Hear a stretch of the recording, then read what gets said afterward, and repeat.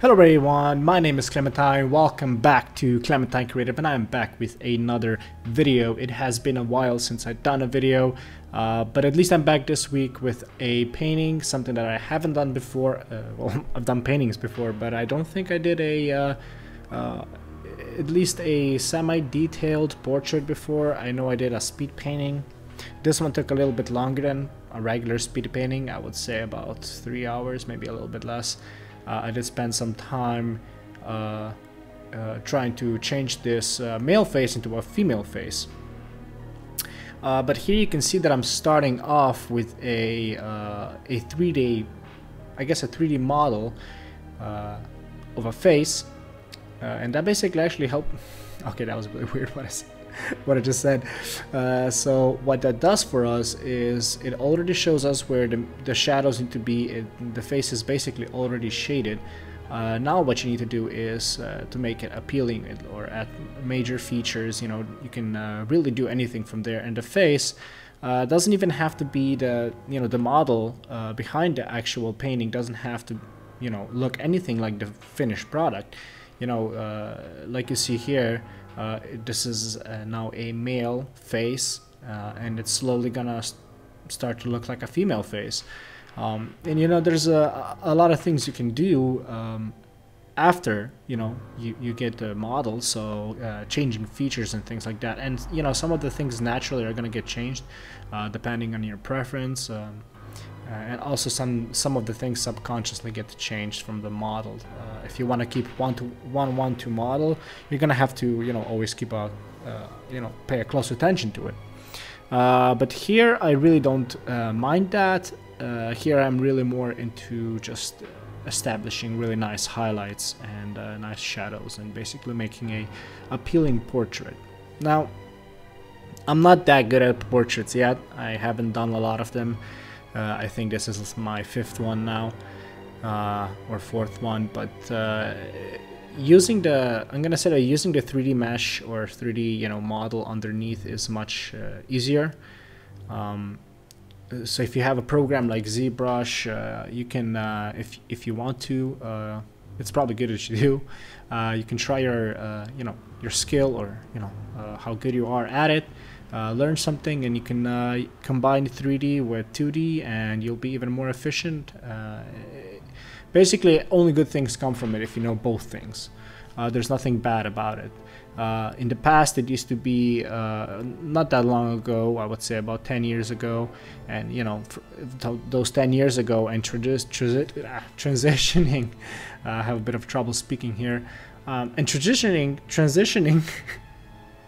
English is gonna be the death of me, for real. Okay, let's try this for the third time. Third time's a charm. Transitioning from, there we did it, from those 10 years down to now, where we are now. So from 2007, let's say, to now, or maybe even before that, getting into digital painting was something, somewhat of a skill that would, I guess. How do you say, boost your chances of getting a job, because you now have a skill to work on computer, which is convenient. And back then it was digital painting was still in its early stages, I would say as far as popularity goes, on the internet and whatnot. And I remember watching a video once, and this person said that it'd be good if you learned also digital painting beside traditional painting. Because if some companies look only for digital painters, and if you're only good at traditional, you might not get a job. So basically what he said was, you should learn and basically keep up with it, with the tech, and with the times. The time is now, old man. But that basically means today in 2000, I don't know, or maybe like 2 years ago, or maybe 3 years ago, it started to be popular that 2D artists also knew 3D. It was before as well, but it's become really useful now in the recent years, I would say. It's very good as you do. I'm not that good at 3D. I haven't really tried my hand at 3D just yet, but it's definitely something I should get into, and I think I will. Well, I definitely will eventually. but it's, you know, a little bit different than 2D because you have a mass of a material, digital material that you need to work with. With painting, it's a little bit easier for me because, you know, I've done it for so many years. So hopefully we'll see how it'll go when I test my test my what? Test my strength. See if I'm the chosen one. But what I was gonna say is that this kind of painting can actually take relatively fast if you're very set on the idea of what exactly you want to paint. Here I was uncertain, you know, in the beginning this was supposed to be a male, but then I decided I'm gonna turn it into a female halfway through. So like the face was already done. Here you see now, already looks like a female now. So it just changed like that, and you know that kind of takes up your time because sometimes you spend time drawing details that eventually are not going to be used because you're going to change it to a female. So that being said, if you know exactly what you want to draw or what you want to paint, this can be done relatively fast, around an hour and a half, 2 hours. So I was thinking that you know, if you guys would be interested, you guys and gals would be interested, I could do maybe a live stream on Twitch or something. I think that would be very interesting. Being able to communicate with you real time whilst you know, painting, and we could have a jolly good time painting. And you know, you can bring some snacks, a sketchbook, and you know, chill down, maybe turn you know, some music up and listen to me or watch me while I draw and you draw, and you know, we progress together. So I think that would be very interesting. I'm definitely interested in trying it, but I would love to hear your opinion on it. I haven't ever done a live stream, so I'm not exactly sure what is all necessary to have one. So I need to do a lot of research. Well, not a lot of, yeah, I guess. I mean, I'm a zero at that, you know. No Twitch experience whatsoever. But I don't think it's gonna be that hard, anyways. I think these kind of things today are pretty simple to do. But you can see that I'm getting relatively close to the end of this video. We have about, let's see, 7, 8, 9, 10. 11, 12, well, ooh, okay, actually, never mind. It's like 4 minutes left. I'm jumping the gun. We still have 4 minutes left. What I like about this girl is she looks very distressed. The idea for this one was vampires. I am sort of in a personal project right now that has to do with vampires and werewolves. And it inspired me to do a female character, and this is kind of what I felt like the first night of being a vampire would look like.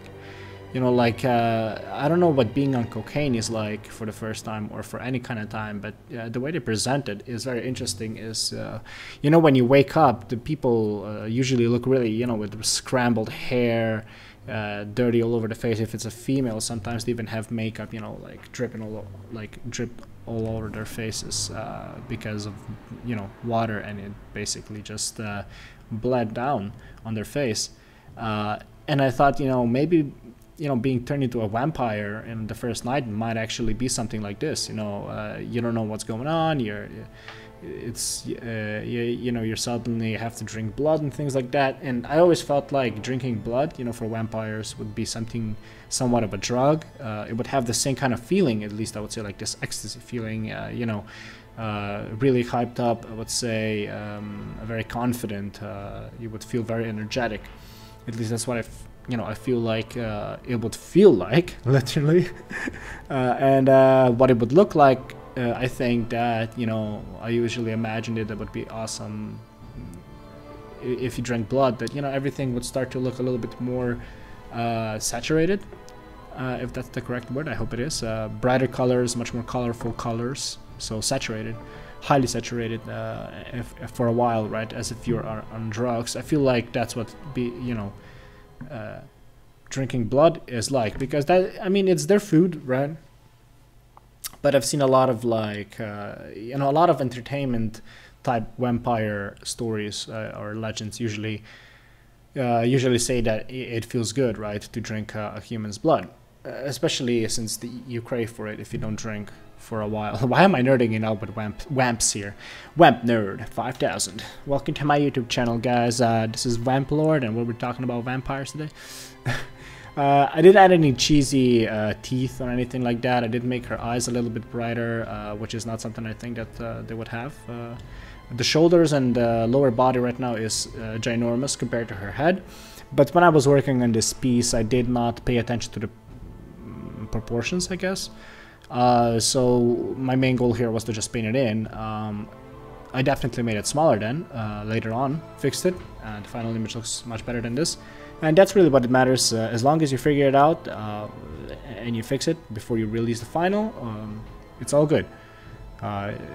You might want to stay away, you know, for a couple of hours from the picture or painting that you drew. Don't post it, you know, anywhere immediately because you're really into it. If you spent a lot of time on it, you're going to be highly invested emotionally into it, and you're going to like it a lot, right? So you should, you know, give it a bit of a rest, cool down for a bit, and then when you come back, you're going to see all the mistakes, and you can make a much more emotionless decision, one that will, you know, perfect your work. But this is now closing in to an end. Again, I'm sorry that it took me so long to make a video. Hopefully it won't take me so long again. But as long as we got videos going, at least, you know, we look at the bright side of it. But yeah, I hope you enjoyed this video. I had a lot of fun making it. And yeah, hope you learned something about painting portraits and starting from 3D models. But yeah, this is it for this video. And I guess I'll see you in the next one. Bye.